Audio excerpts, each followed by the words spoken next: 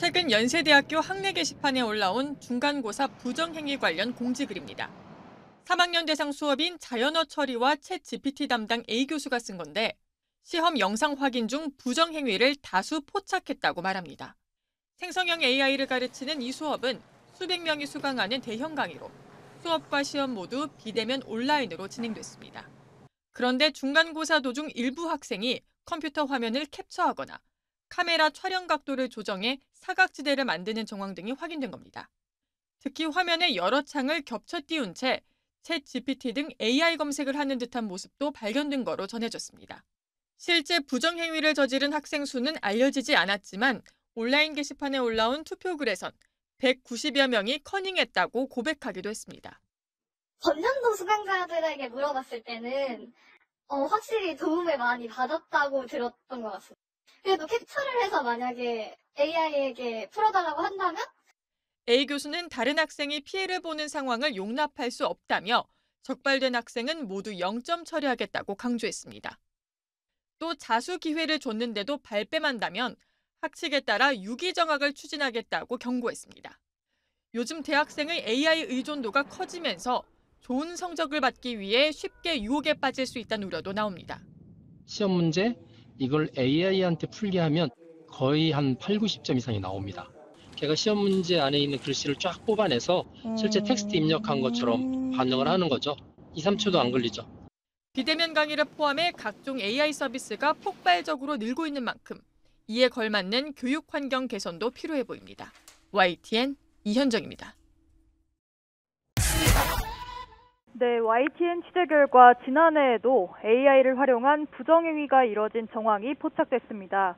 이번에 논란이 불거진 수업은 연세대 비대면 온라인 교양 자연어 처리와 챗 GPT인데요. 지난해 2학기에도 같은 교수가 동일한 수업을 진행했던 거로 파악됐습니다.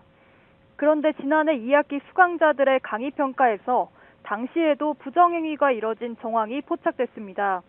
시험 볼 때 GPT의 위대함을 느꼈다. 수업을 들은 시간은 30분이지만 A+를 받았다는 내용 등인데요. A 교수는 많은 학생들이 좋은 성적을 받는 것과 관련해 교무부로부터 경고를 받았다고 공지한 거로도 파악됐습니다. 형평성 차원에서 작년 상황에 대한 전수조사까지 이루어질지 주목됩니다. 연세대 측은 현재까지 수강생 600여 명 가운데 40명 정도가 부정행위를 자수했다고 밝혔습니다. 다만 내부 조사 결과 추가로 부정이 의심되는 10명은 아직 자수하지 않은 상태입니다. 현재까지 수강생 540여 명에 대해 중간고사 성적이 공지됐는데 부정행위가 의심되는 인원에 대해서는 공지가 유예된 것으로 파악됐습니다. 이전에 학내 온라인 게시판에 올라온 투표글에선 190여 명이 커닝했다고 고백했습니다. 앞서 해당 수업을 맡은 A 교수는 다른 학생이 피해보는 상황은 용납할 수 없다며 적발된 학생은 모두 0점 처리하겠다고 강조했습니다. 또 자수 기회를 줬는데도 발뺌한다면 학칙에 따라 유기 정학을 추진하겠다고 경고했습니다. 연세대 측은 자수하지 않은 학생의 부정행위가 확인될 경우 징계를 검토하겠다고 밝혔습니다. 지금까지 사회부에서 YTN 유서연입니다. 네, 도움을 받았다. 그러니까 지난해부터 단체 AI 커닝이 만연했던 건데요. AI를 참고문으로 활용하던 이 수준을 넘어서 아예 커닝 수단으로 남용하게 된 대학가. 현실은 어떤지, 어떤 대책이 시급한지 김명주 AI 안전연구소장 전화로 연결해서 이야기 나눠보도록 하겠습니다. 소장님 나와 계십니까? 네, 안녕하세요. 네, 안녕하십니까. 이 대학가에서 AI를 악용한 커닝, 암암리에 또 비일비재하게 이뤄져 왔다는 말이 있는데 이번 사태를 계기로 터질 게 터졌다 이런 말도 나오고 있습니다. 소장님께서도 네. 대학에 계셨으니 현실이 좀 어떤지 궁금한데요. 네, 챗GPT를 비롯한 생성형 AI가 이제 사회에 나온 지가 한 2년, 3년 가까이 되다 보니까 우리 대학생들 같은 경우는 과제할 때나 아니면 학습할 때 AI를 많이 씁니다. 현재 보니까 조사를 해보니 한 80 내지 90%는 과제나 학습에 이용을 하고 있고요. 예. 그리고 이제 시험 볼 때도 예를 들어서 지난 학기 작년도 시험 문제를 AI한테 풀게 해서 비슷한 문제가 나오면 AI 도움을 받아서 정답을 찾아가는 것도 많이 하고 있고 또 우리 학생들이 이제 졸업을 하게 되면 취업을 하게 되는데 취업할 때도 역시 AI 트렌드에 의해서 AI를 요구하기 때문에 활용 능력을 요구하기 때문에 학교에서도 학생들이 많이 쓰고 있는 게 일반적인 추세입니다. 네. 네. 과거 족보를 공유하던 시대에서 더 나아가서 AI를 활용하는 것 같은데 요즘 AI가 쓴 논문을 또 걸러내느라 교수님들께서 그 애를 쓰고 있다는 얘기가 들립니다. 현재로선 이런 부정행위를 막을 방법이 마땅치 않은 건가요? 그 사람이 썼는지 AI가 썼는지 판별하는 판독기도 사실은 있고요. 그런 부분들을 이제 예를 들어서 학생들이 낸 숙제라든지 논문이라든지 이런 부분들을 교수가 판독기를 통해서 어느 정도 걸러낼 수는 있어요. 근데 예. 이 판독기의 정확도가 사실 기대만큼 높지는 않습니다. 챗GPT 만들었던 오픈 AI도 그 AI 텍스트 클래시파이라는 거를 챗GPT 만들 때 동시에 공개를 했다가 이 정확도가 이제 높지 않아서 최근에는 이제 챗GPT 사업하고 약간 상충되는 부분도 있기도 해서 이제 공개를 중단했고요.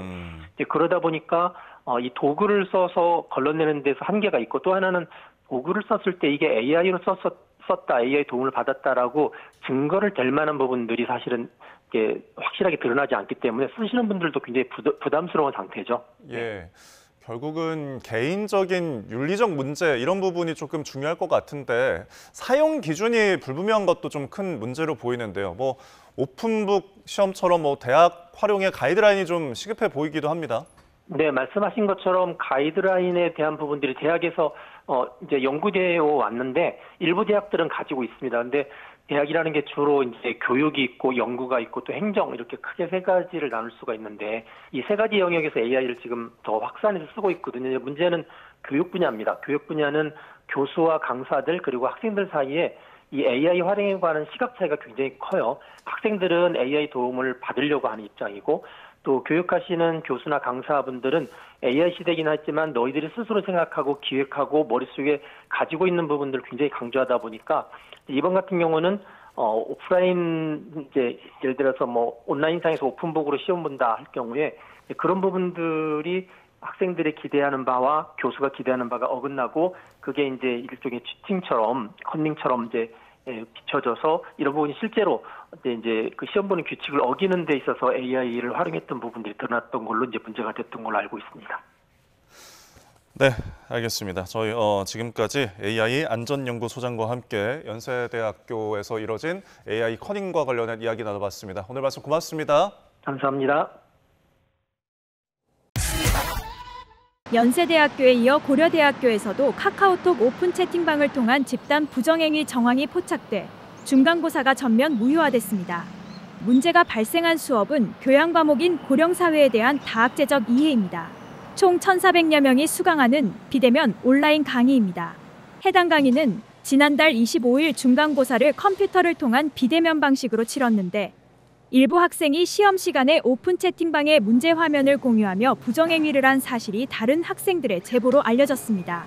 이에 학교 측은 이틀 후 공지를 통해 명문사학에서 이 같은 일이 발생한 것에 대해 교수님들이 큰 충격을 받았다며 도저히 부정행위를 묵과할 수 없으므로 중간고사 전면 무효화라는 특단의 조치를 내린다고 말했습니다. 학교 측은 학생들이 여러 채팅방에서 끼리끼리 시험 화면을 캡처해 공유한 것으로 파악하고 있다며 부정행위를 한 학생들을 어떻게 처리할 것인지, 기말고사는 어떻게 치를 것인지 등을 논의 중이라고 전했습니다.